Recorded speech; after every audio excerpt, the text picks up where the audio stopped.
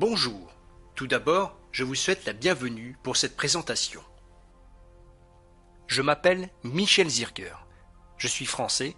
Je suis le co-auteur du livre Extraterrestre, le contact a déjà eu lieu, que j'ai écrit en collaboration avec mon ami italien Maurizio Martinelli. Aujourd'hui, je voudrais vous parler de celui qui fut un des tout premiers contactés, comme on dit, de celui qui fut le témoin privilégié de la première rencontre historique avec un extraterrestre le 20 novembre 1952, près de Desert Center en Californie, de celui que tout désigne comme le père de ce qu'on appelle communément la théorie des anciens astronautes, je voudrais vous parler de George Hunt Williamson. Le nom de George Hunt Williamson a fait irruption pour la première fois dans ma vie lorsque j'ai lu le livre écrit par Desmond Leslie et George Adamski, Les soucoupes volantes ont atterri. C'est un classique, un best-seller que vous connaissez tous, qui est paru en 1953. Je n'ai pas lu bien sûr ce livre en 1953, je n'étais pas encore né. Je l'ai lu en 1972 en français, ce qui ne me rajeunit pas de toute façon. Et à partir de ce moment-là, Les soucoupes volantes ont atterri est devenu mon livre de chevet.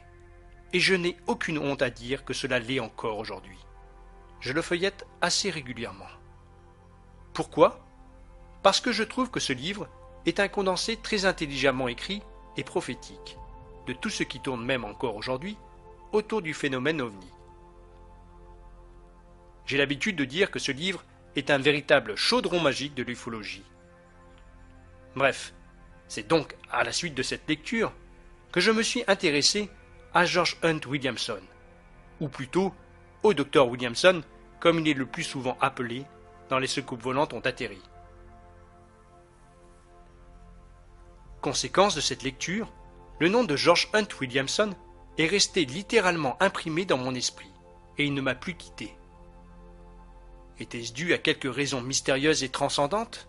Je ne sais pas.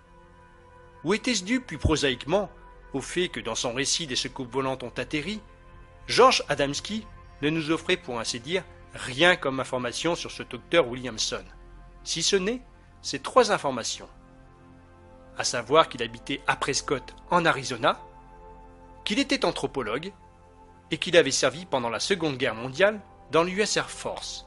C'est tout. Mais vous me direz, ce manque d'informations n'avait rien d'anormal en soi, puisque George Hunt Williamson n'avait que 25 ans au moment des faits rapportés dans Les soucoupes volantes ont atterri, et qu'il n'avait alors écrit, ou en tout cas publié, aucun livre.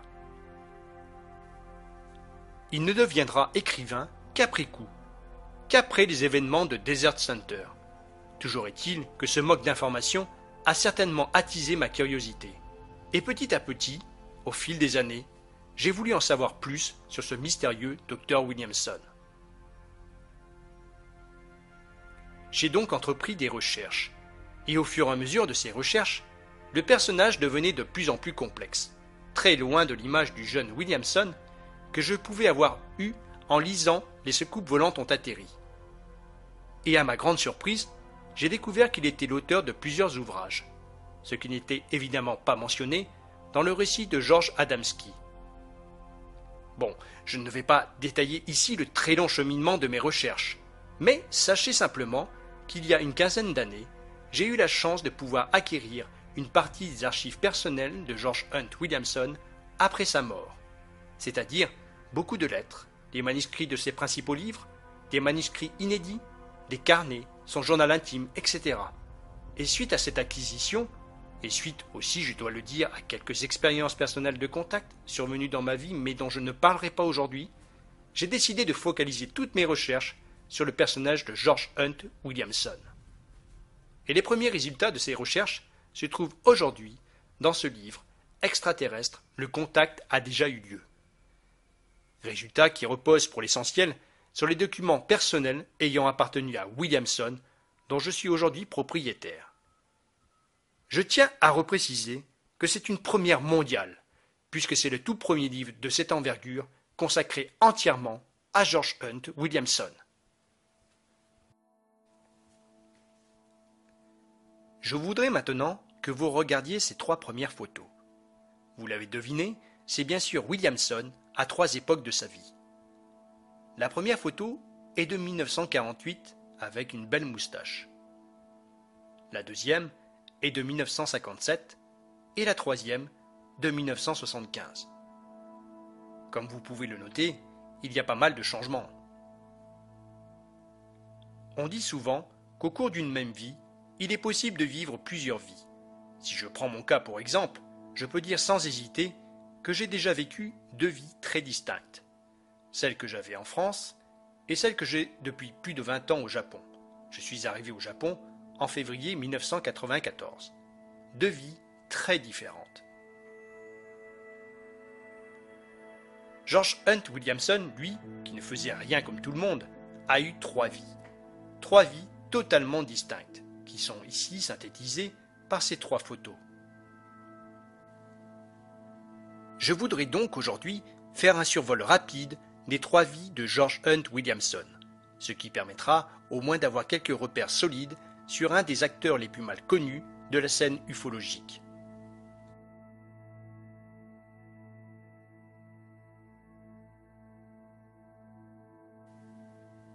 Ces 3 vies peuvent être datées très clairement. La première, de 1926, année de sa naissance, à fin novembre 1952, c'est-à-dire jusqu'aux événements de Desert Center qui sont relatés dans Les Soucoupes volantes ont atterri. Sa deuxième vie, de décembre 1952 à 1961. Et la dernière, de 1962 à 1986, année de sa mort.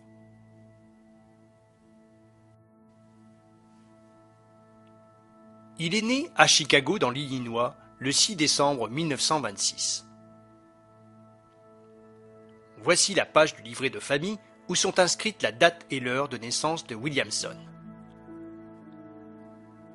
Je reprécise que la plupart des documents que je présente ce soir sont des documents uniques, ayant appartenu à George Hunt Williamson, documents originaux que j'ai pu acquérir au fil de mes recherches.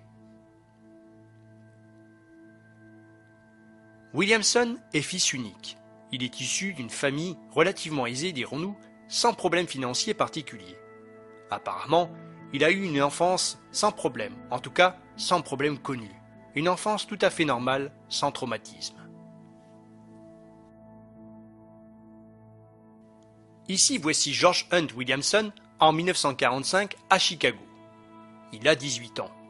C'est une photo qui est extraite de l'album de l'année 1945 de son université. Ses parents déménagent en juillet 1947 pour s'installer très loin de Chicago, puisqu'ils vont s'en aller en Arizona à Prescott. Williamson étudie d'abord dans une université au Nouveau-Mexique à Portales, c'est-à-dire l'État qui jouxte l'Arizona. Puis, à partir de 1949, il ira continuer ses études d'anthropologie à l'université d'Arizona à Tucson. Le 1er septembre 1949, il épouse Betty Jane Hetler, rencontrée à l'université, qui devient donc Betty Jane Williamson. Ils ont tous les deux 22 ans. Ils se sont rencontrés à l'université. Voici une photo de Betty. Cette photo est de 1948, un an avant le mariage. Les photos de Betty sont particulièrement rares. Personnellement, je n'en connais que 3. À l'université, le caractère de Williamson devient, dirons-nous, plus rebelle. L'enseignement purement académique de l'anthropologie, de l'archéologie, ne semble plus vraiment correspondre à ce qu'il recherche. Ça commence à le laisser un peu froid. Il se pose des questions, dirons-nous. Il ne remet pas en cause la qualité de ses professeurs, mais il commence à trouver tout cet enseignement légèrement poussiéreux, étriqué et dérisoire finalement. Il est déjà à la recherche d'autre chose. Il a soif d'autre chose.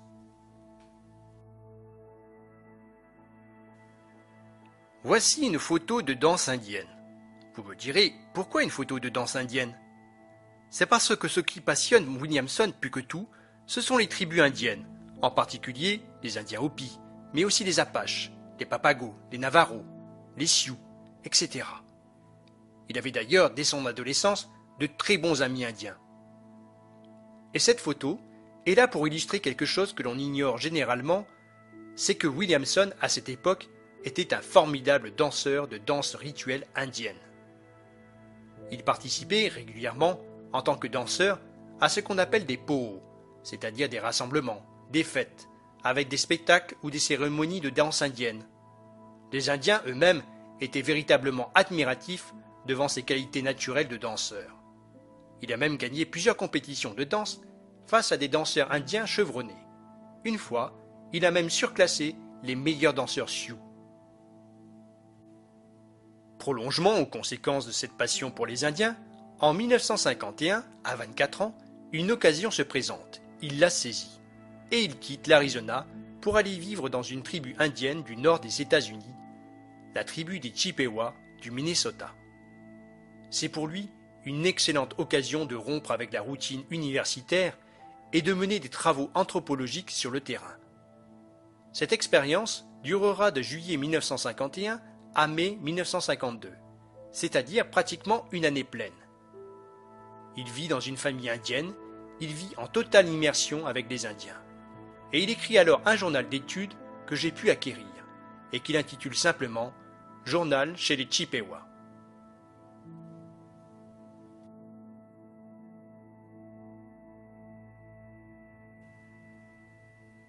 Ici, vous voyez le manuscrit inédit en anglais du journal chez les Chippewas.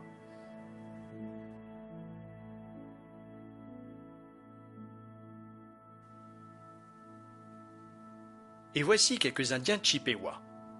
Les premiers jours de son arrivée chez les Chippewas, il pleut. Il pleut tellement qu'il ne peut pas sortir. Il en profite alors pour lire un livre qu'il avait acheté à l'aller à un arrêt de bus, un peu par hasard. Le livre du major Donald Kehoe, Flying Saucers Are Real. Les soucoupes volantes existent. C'était un des premiers livres sur les soucoupes volantes. Ce livre l'intéresse au plus haut point et il le lit d'une traite.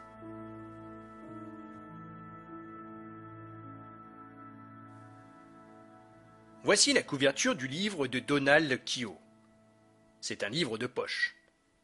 Et à la suite de cette lecture, et presque malgré lui, Williamson commencera à faire des rapprochements entre les récits d'observation de soucoupes volantes qu'il avait trouvés dans le livre de Kehoe et certaines légendes qu'il avait lui-même recueillies auprès des Indiens. Je dois signaler aussi qu'à partir de cette période chez les Chippewas, il est à la recherche de certaines expériences mystiques ou initiatrices en relation avec les chamans indiens, qu'on appelle aussi hommes médecine ou plus vulgairement sorciers. Il aura chez les Chippewas au moins une expérience mystique très marquante, avec des visions. En tout cas, son mysticisme se développe indéniablement vers cette période. Puis arrive le mois d'août 1952, et là sa vie va connaître alors un premier grand choc, puisqu'à partir de ce mois d'août 1952, et complètement par hasard, il se retrouve mêlé en tant que témoin, mais aussi en tant que protagoniste, à une longue série de contacts radio avec diverses entités extraterrestres. Ces extraterrestres, semble-t-il, envoient leurs messages soit de leur vaisseau, soit directement de leur planète. Ils disent être originaires de planètes de notre système solaire, mais aussi d'autres systèmes planétaires dans notre galaxie, et même d'un système en dehors de notre galaxie, puisque Williamson et ses amis affirmeront avoir reçu des messages venant de la planète Aton, censée être située dans la galaxie d'Andromède, qui est la galaxie la plus proche de la nôtre, la Voie lactée. Ces messages ont pu être reçus grâce à l'équipement radio ondes courtes d'un radioamateur du nom de Lyman Streeter. Les communications se font par radiotélégraphie, c'est-à-dire en utilisant le code Morse. Une seule communication se fera par voie directe, c'est-à-dire que ce fut l'unique fois où ils purent entendre la voix d'un de leurs interlocuteurs. Ces contacts évolueront plus tard vers une forme de télépathie qu'on appelle le voice channeling. Cette première expérience de contact extraterrestre le marquera si profondément qu'il y fera référence jusqu'à la fin de sa vie. Pour lui, les contacts avaient été réels, il n'y avait aucun doute là-dessus. Le gros de ces messages radio extraterrestres prendra fin le 1er novembre 1952. donc avant qu'il ne rencontre George Adamski. Il y aura toutefois quelques utiles messages en février 1953.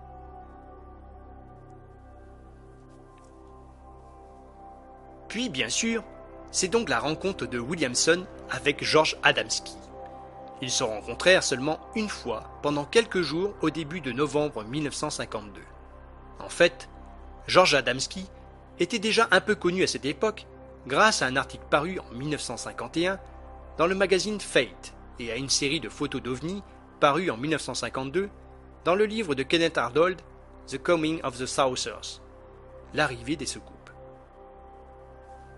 Williamson décide d'aller voir Adamski chez lui, au Mont Palomar, en Californie. Il y va surtout pour avoir l'opinion d'Adamski sur les contacts radio que lui et ses amis viennent de recevoir. Rappelons qu'à cette époque, Adamski n'a pas encore eu de contact, mais est seulement connu pour des photos d'ovnis prises au télescope, en général passant devant la Lune. Et fatalement, bien sûr, arrive le 20 novembre 1952. J'imagine que tout le monde sait ce qu'il s'est passé ce 20 novembre 1952. Bon, on va illustrer ça assez rapidement avec quelques photos. Mais d'abord, je voudrais vous lire ce que Williamson lui-même déclarait quand il faisait des conférences ou des interviews et qu'il parlait de ce contact du 20 novembre 1952. Cela donnera en même temps un aperçu rapide des événements. Voilà ce que Williamson disait.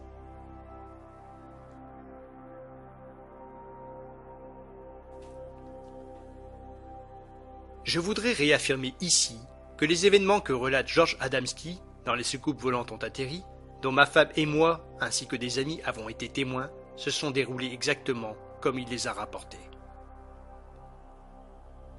Le grand vaisseau a d'abord été observé, puis à l'aide de deux jumelles, nous avons effectivement observé les autres événements à environ 1,5 km dans le désert.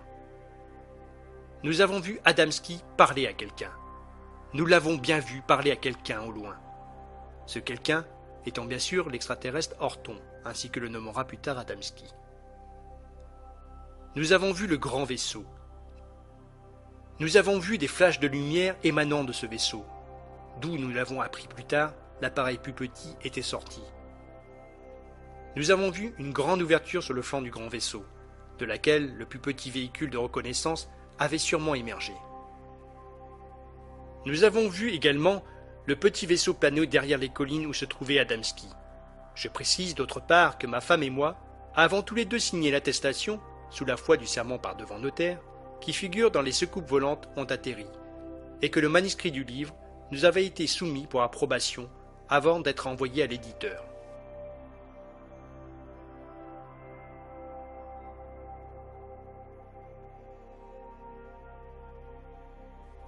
Voici une photo de Desert Center qui vous montre l'endroit exact où a eu lieu le contact entre George Adamski et l'extraterrestre qui sera appelé ultérieurement Horton.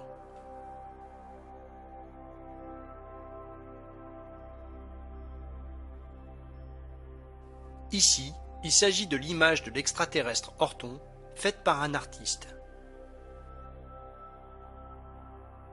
Voici le même Horton, mais dessiné par moi-même.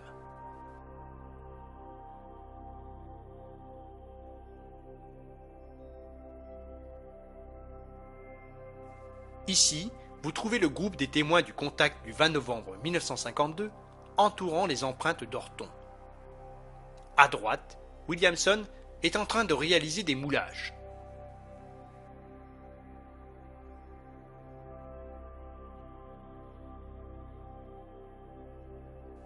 Voici la photo de l'empreinte droite.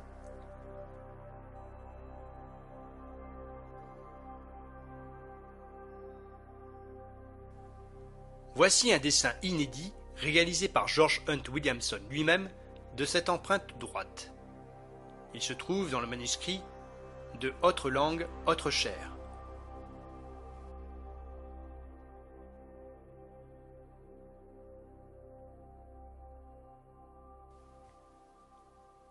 Ici, il s'agit de l'interprétation des symboles de l'empreinte droite.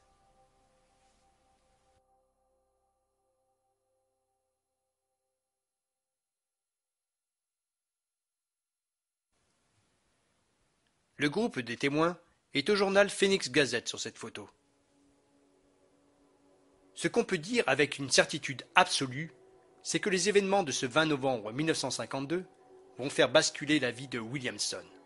Il abandonne ses études universitaires et à partir de là commence sa deuxième vie.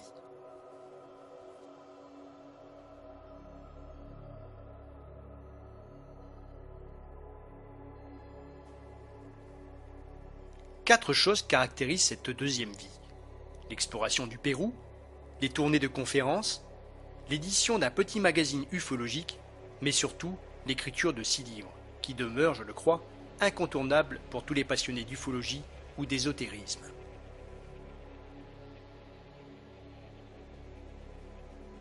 Il écrit son premier livre, The Saucers Speak, Les Scoops parlent, en 1953, juste après les événements de Desert Center. Ce livre raconte dans le détail les contacts radio de 1952 que nous avons déjà évoqués. Voici la couverture de l'édition originale américaine des Scoops parlent. Notons qu'il s'agit là, évidemment, d'une première mondiale, puisque c'est la première fois qu'un livre est consacré à des messages radio de sources potentiellement extraterrestres. Le livre sort en février 1954.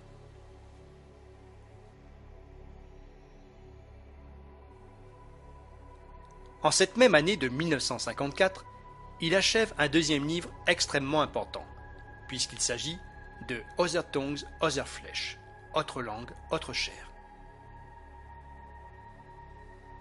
Voici le manuscrit original de Autre langue, autre chair, photographié avec l'édition originale américaine du livre. Il se trouve que j'ai pu acquérir les manuscrits originaux de ces principaux livres. Donc ici, c'est celui de Autre langue, autre chair. Ces manuscrits ont été tapés à la machine par Williamson avec des annotations et des corrections en marge de sa main. Autre langue, autre chair est très important, parce que dans ce livre sont publiées pour la première fois quelques-unes des photos qui avaient été prises le 20 novembre 1952 pendant les événements de Desert Center avec George Adamski, en particulier les photos des empreintes de pas de l'extraterrestre Horton contenant des messages symboliques. On trouve d'ailleurs dans ce livre une interprétation exhaustive de ces messages symboliques inscrits dans ces fameuses empreintes. On y trouve aussi la toute première classification de différents types d'extraterrestres. Et nous trouvons, plus de 10 ans avant Eric von Däniken, les fondements de la théorie des anciens astronautes, autrement dit, Williamson développe bien avant von Däniken l'idée que des extraterrestres aient pu intervenir sur Terre dans le passé, particulièrement aux époques bibliques. Bref, un livre clé concernant les contacts extraterrestres. Un livre de pionnier même, si l'on considère le nombre de concepts nouveaux et originaux que l'on peut y trouver, comme par exemple le thème des Wanderers, qui seraient, selon Williamson, des extraterrestres qui se réincarnent volontairement sur Terre. Je précise que, bien qu'achevé en 1954, Autre langue, autre chair ne fut publié qu'en septembre 1956.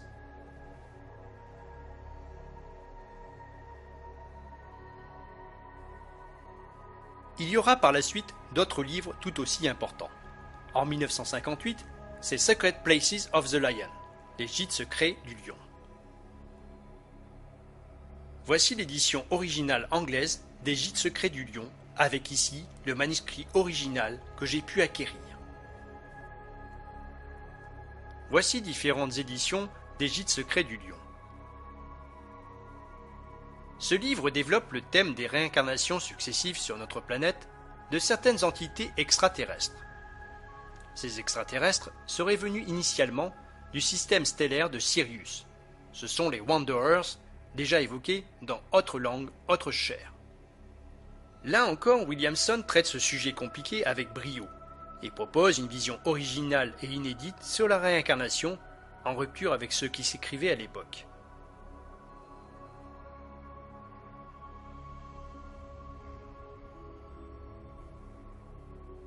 Voici la couverture de l'édition originale américaine de Confidentiel OVNI.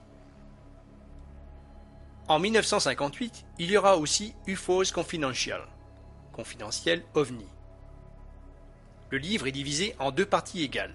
La première est de Williamson, et la seconde est signée par son disciple le plus fidèle, John McCoy, qui travaillera également avec lui au Pérou. Ce livre aborde le thème de la conspiration mondiale, et c'est très certainement un des premiers livres conspirationnistes liés aux ovnis.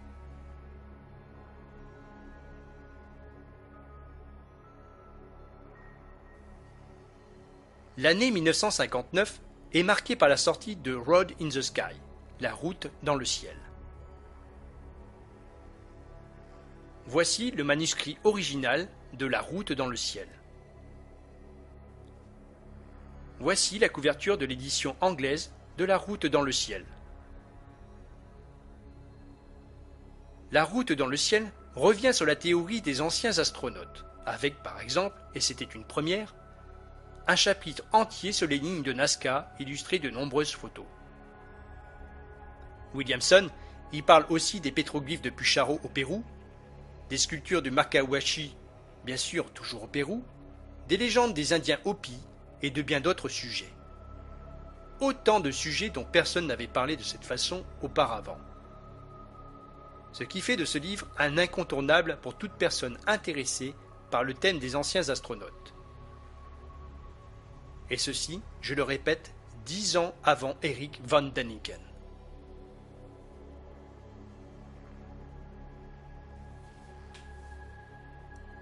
Et le 6e et dernier ouvrage publié, Secret of the Enders, Le secret des Andes, en 1961, attribué en couverture au frère Philippe, Brother Philippe. Voici la couverture de l'édition originale anglaise du Secret des Andes. Là encore, un livre de pionnier qui ne ressemblait à aucun autre livre de cette époque. Un livre, je dirais, spécial, beaucoup plus mystique que les précédents, et qui semblait marquer une rupture et une évolution vers autre chose. Mais voilà, après ce livre, il n'y aura plus rien. 1961, c'est en effet l'année où Williamson change d'identité et devient à l'état civil Michel Dobrenovic. Mais nous allons y revenir. En ce qui concerne le secret des Andes et confidentiel OVNI, il n'y a pas de manuscrit connu. Il reste introuvable jusqu'à présent. Je ne sais pas s'ils ont été égarés, mais en tout cas, ils n'ont pas été localisés. Donc je n'ai pas pu les acquérir. Ce que j'aimerais souligner ici, c'est que chacun de ces livres de Williamson est souvent une sorte de développement ou d'analyse de thèmes que l'on peut retrouver dans les séries de contacts radio de 1952. Que ce soit la Svatika, la planète Maldek, le tribunal de Saturne, sa race, qui est soi-disant le nom donné à la Terre par les extraterrestres, le concept des Wanderers, le langage extraterrestre, appelé le Solexmal, etc., presque tout est déjà annoncé dans les messages radio reçus à partir d'août 1952. Et ces messages annonçaient même un futur atterrissage avec Contact pour le 28 septembre 1952, Contact qui ne put avoir lieu, qui fut raté en fait. On peut imaginer que ces mêmes extraterrestres se sont rattrapés 2 mois plus tard, le 20 novembre 1952, à Desert Center. Les 6 livres de Williamson sont donc le prolongement analytique, pour ainsi dire, des messages radio de 1952. C'est vraiment le fil conducteur de l'œuvre de Williamson.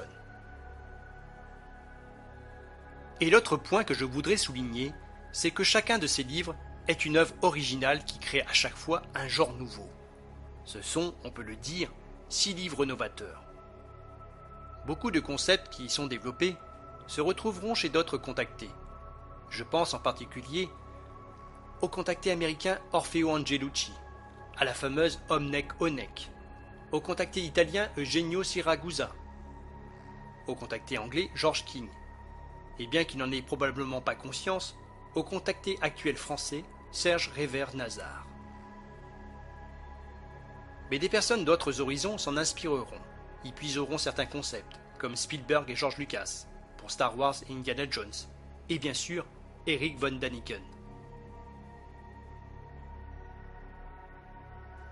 Dans cette deuxième vie, il faudrait cependant isoler une première période un peu plus ufologique, pendant laquelle il édite, jusque fin 1956, une petite revue de qualité, le Thelonic Research Bulletin, bulletin de recherche Thelonic. Voici la couverture d'un des numéros du bulletin de recherche Thelonic. Dans cette revue, il propose de mettre sur pied le premier réseau de détection OVNI sur le territoire des États-Unis pour commencer, avec des observateurs qui seraient relayés par des radios amateurs. Le but, repérer des ovnis et essayer d'entrer en communication au moyen de radios ondes courtes ou avec d'autres appareils comme celui-ci sur cette photo.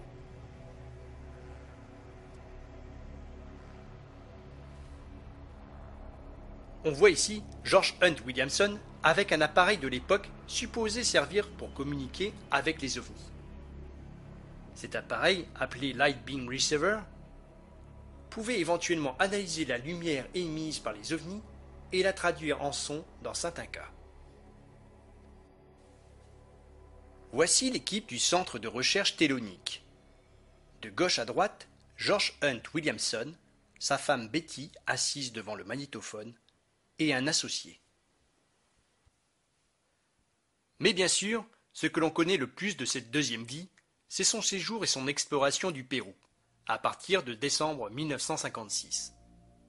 Une véritable rupture, puisque lui et sa femme Betty déménagent avec leur enfant de 3 ans et demi pour aller s'installer au Pérou. De cette période, on connaît bien sûr sa recherche du fameux monastère de la Fraternité des 7 Rayons, qui sera au centre de son dernier livre, Le secret des Andes.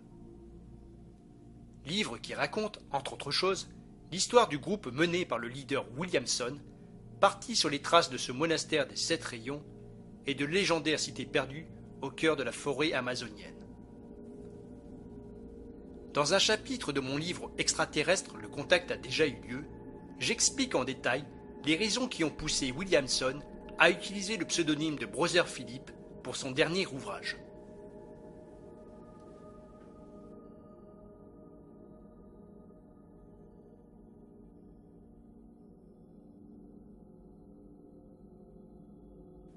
George Hunt Williamson est ici au Machu Picchu.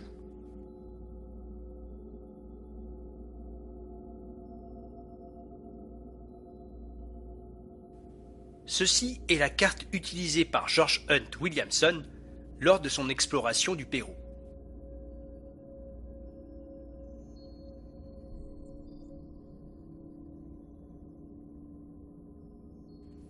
Ceci est le carnet noir de George Hunt Williamson. Ici, le même carnet noir, mais ouvert.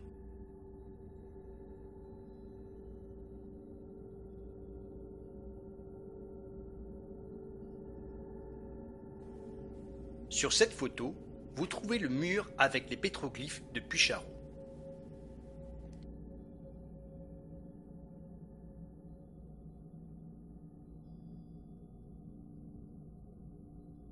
Une page du carnet avec les pétroglyphes.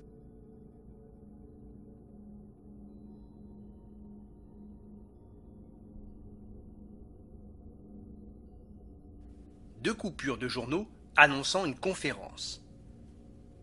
De la fin juillet à la fin septembre 1958, il fera une grande tournée de conférences qui débutera au Brésil, puis l'amènera en Europe, en Espagne, en Italie, en Allemagne, en France et pour finir en Angleterre. Dans Extraterrestre, le contact a déjà eu lieu, je consacre 2 grands chapitres à cette vaste tournée de conférences avec des informations totalement inédites concernant à la fois le Brésil et l'Italie. Je dois signaler ici la mort de sa femme Betty Jane, survenue pendant sa tournée en Europe le 11 août 1958 à Lima au Pérou, des suites d'une crise de fièvre rhumatismale, maladie dont elle souffrait depuis son enfance. Cette deuxième vie se terminera en 1961 dans une sorte d'apothéose par un grand voyage au Japon pour la promotion de la tradition japonaise de autre langue, autre chair. Du 16 août au 25 septembre 1961, il fut accueilli au Japon comme un prince par l'ufologue Yusuke Matsumura et son organisation, la CBA, la Cosmic Brotherhood Association, l'association de la fraternité cosmique. On lui fit visiter le Japon du nord au sud. Voici une photo de George Hunt Williamson au Japon. Voici une autre photo au Japon avec Yusuke Matsumura, leader de la CBA, la Cosmic Brotherhood Association. Et là s'achève sa deuxième vie, pour laisser place à la troisième vie qui commence par un paradoxe, puisqu'en 1962, George Hunt Williamson est mort. Non pas physiquement mort, mais il a procédé, comme je l'ai déjà mentionné, à un changement de nom. Il s'appelle désormais légalement Michel Dobrenovic. Concernant cet aspect, qui est quand même hautement inhabituel dans une vie, j'ai eu la chance d'acquérir certains papiers de famille qui montrent qu'il a changé de nom pour reprendre celui de son arrière-grand-père serbe, venu en exil avec sa femme aux États-Unis vers 1860. Tout est expliqué dans mon livre. L'arrière-grand-père de Williamson était prince de sang héritier du trône de Serbie. Et donc Williamson, ou plutôt Michel Dobrenovic, aurait pu tout à fait prétendre au trône de Serbie si l'occasion s'était présentée.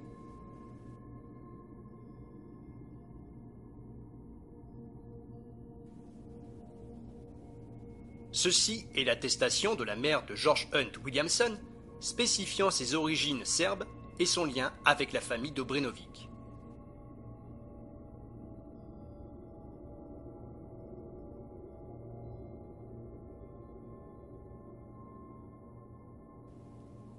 Voici la photo montage des deux Michel Dobrenovic. À gauche, le prince Miloš Ier Dobrenovic, souverain de Serbie, ancêtre de Michel Dobrenovic, à droite. En 1971, aussi étonnant que cela puisse paraître, il se fait ordonner prêtre dans un ordre affilié à l'Église chrétienne orthodoxe, et en 1974, il est consacré bishop, c'est-à-dire évêque.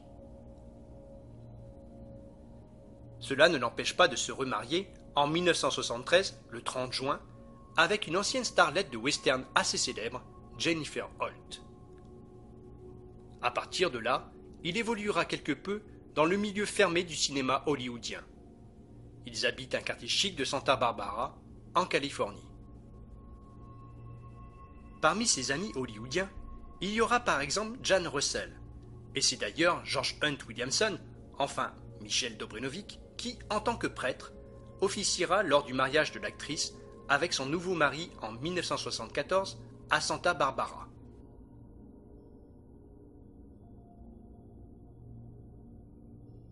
Voici la photo de George Hunt Williamson en prêtre, avec sa femme Jennifer.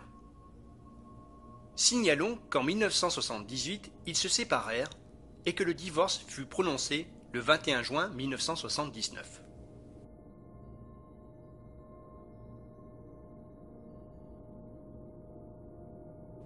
Voici une photo de George Hunt Williamson avec Thelma Dunlap, l'amie qu'il hébergea à la fin de sa vie. Sa santé se détériore. Il est malade du cœur. Il avait eu une première crise cardiaque presque fatale en 1975. Les 8 dernières années de sa vie, il les passera presque reclus, hébergé par une amie, Thelma Dunlap, qui habite à Long Beach, en Californie. Il travaille à plusieurs projets qui malheureusement ne verront pas le jour. Il meurt le 25 janvier 1986 d'une 4e crise cardiaque. Il meurt relativement jeune puisqu'il n'avait pas encore tout à fait 60 ans. La date exacte de sa mort, le 25 janvier, était encore inconnue il y a tout juste quelques mois. J'ai pu la préciser grâce aux recherches que j'ai effectuées avec un ami américain. Ceci pour montrer le travail d'investigation que j'ai dû mener. Des détails tels que la date exacte de son décès étaient restés inconnus. En fait, presque tout était à faire. Et je dirais que 80% des informations présentées dans mon livre sont nouvelles et directement issues de mes recherches. Une autre découverte que j'ai faite récemment, liée à son décès, c'est que Williamson repose, enfin ses cendres puisqu'il a été incinéré, au cimetière national d'Arlington, qui, comme vous le savez peut-être, jouxte le Pentagone. Williamson repose donc littéralement sous les fenêtres du Pentagone.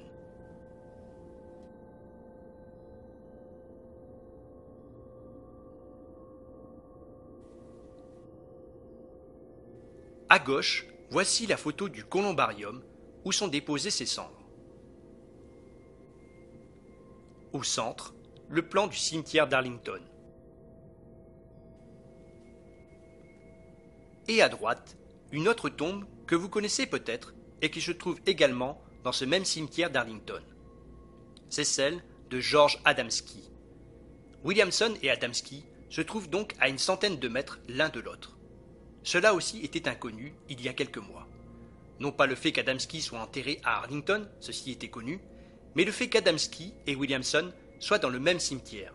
C'était inconnu jusqu'en 2012.